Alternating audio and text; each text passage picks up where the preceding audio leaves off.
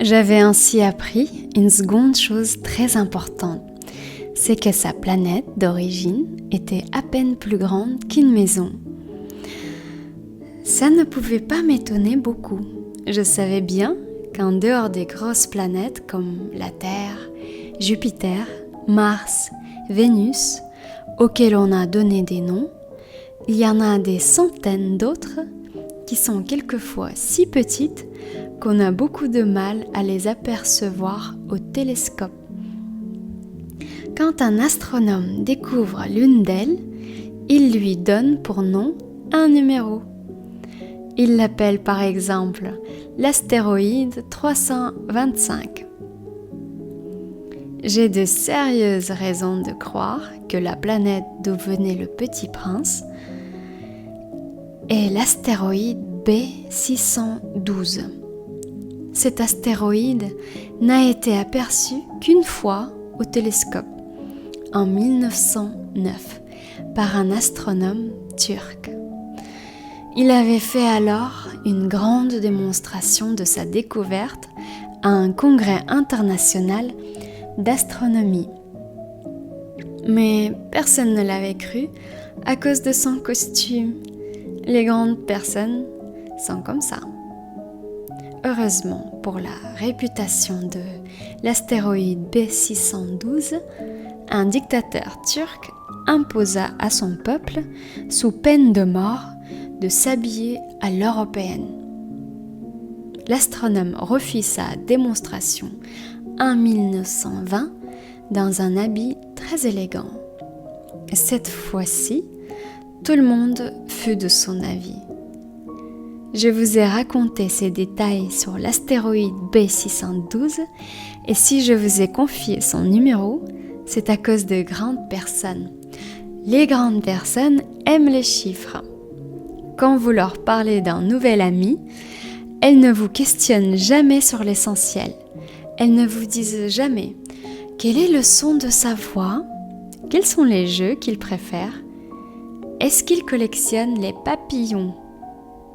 Elles vous demandent quel âge a-t-il, combien a-t-il de frères, combien pèse-t-il, combien gagne son père. Alors seulement elles croient le connaître. Si vous dites aux grandes personnes « J'ai vu une belle maison en briques roses avec des géraniums aux fenêtres et des colombes sur le toit », elles ne parviennent pas à s'imaginer cette maison.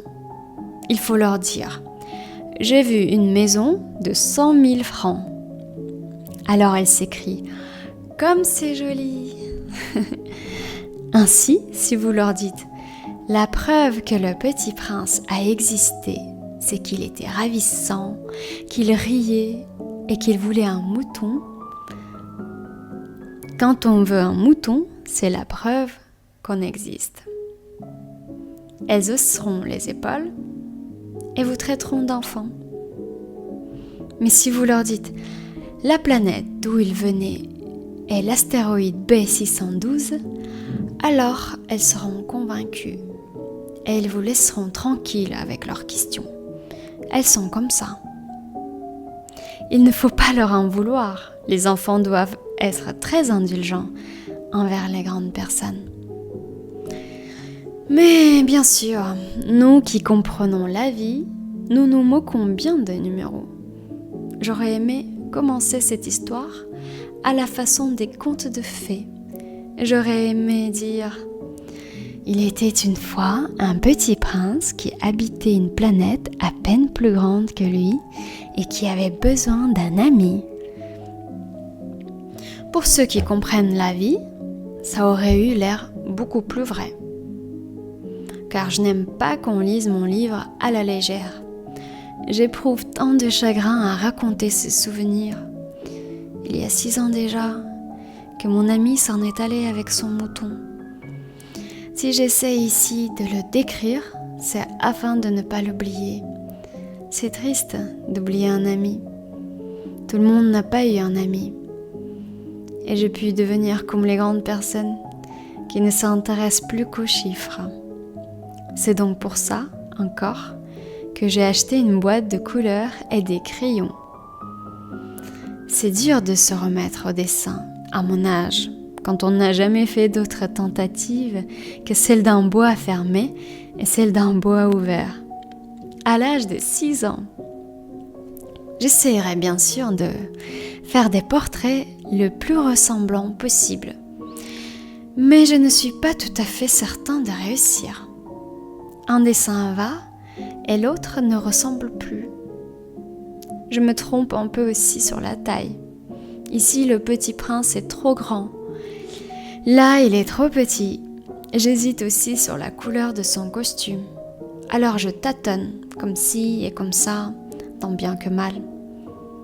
Je me tromperai enfin sur certains détails plus importants. Mais ça, il faudra me le pardonner. Mon ami ne donnait jamais d'explication. Il me croyait peut-être semblable à lui, mais moi, malheureusement, je ne sais pas voir les moutons à travers les caisses. Je suis peut-être un peu comme les grandes personnes. J'ai dû vieillir. Chaque jour, j'apprenais quelque chose sur la planète, sur le départ, sur le voyage. Ça venait tout doucement, au hasard des réflexions.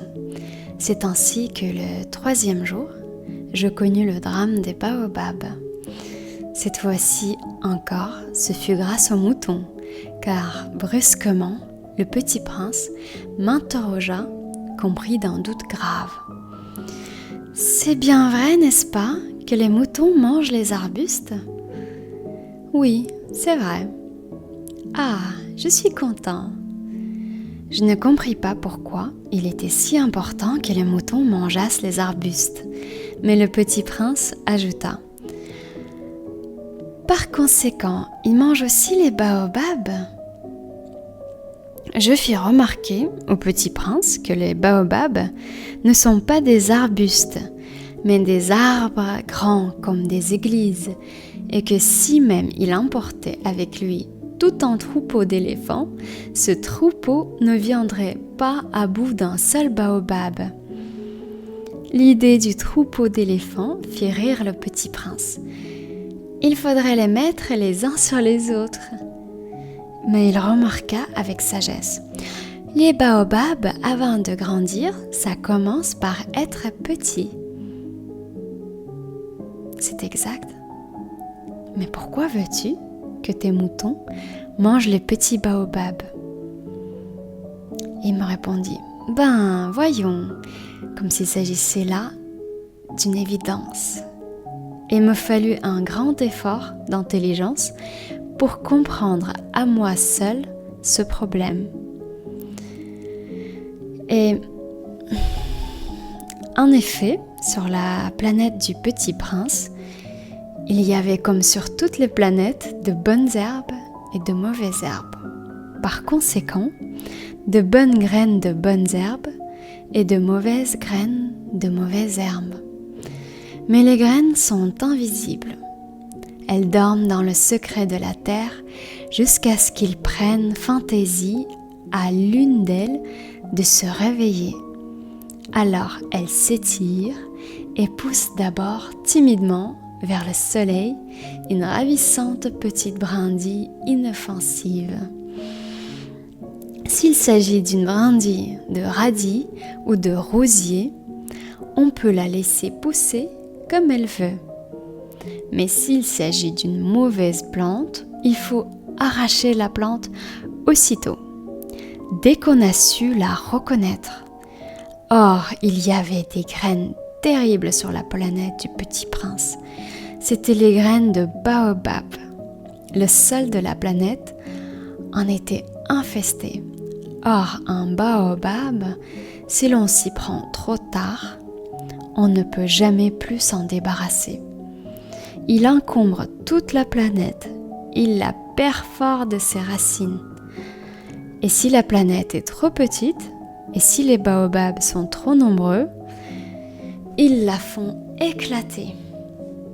C'est une question de discipline, me disait plus tard le Petit Prince. Quand on a terminé sa toilette du matin, il faut faire soigneusement la toilette de la planète. Il faut s'astreindre régulièrement à arracher les baobabs dès qu'on les distingue d'avec les rosiers auxquels ils ressemblent beaucoup quand ils sont très jeunes. C'est un travail très ennuyeux, mais très facile. Et un jour, il me conseilla de m'appliquer à réussir un beau dessin pour bien faire entrer ça dans la tête des enfants de chez moi. S'ils voyagent un jour, me disait-il, ça pourra leur servir. Il est quelquefois sans inconvénient de remettre à plus tard son travail. Mais s'il s'agit des baobabs, c'est toujours une catastrophe.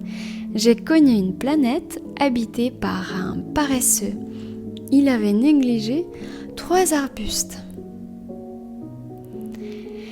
Et sur les indications du Petit Prince, j'ai dessiné cette planète-là. Je n'aime guère prendre le ton d'un moraliste. Mais le danger des baobabs est si peu connu et les risques courus par celui qui s'égarerait dans un astéroïde sont si considérables que pour une fois, je fais exception à ma réserve. Je dis « Enfin, faites attention aux baobabs ». C'est pour avertir mes amis d'un danger qu'ils frôlaient depuis longtemps, comme moi-même. Sans le connaître, que j'ai tant travaillé ce dessin-là. La leçon que je donnais en valait la peine. Vous vous demanderez peut-être, pourquoi n'y a-t-il pas dans ce livre d'autres dessins aussi grandioses que le dessin des baobabs? La réponse est bien simple. J'ai essayé, mais je n'ai pas pu réussir. Quand j'ai dessiné les baobabs, j'ai été animée par le sentiment de l'urgence.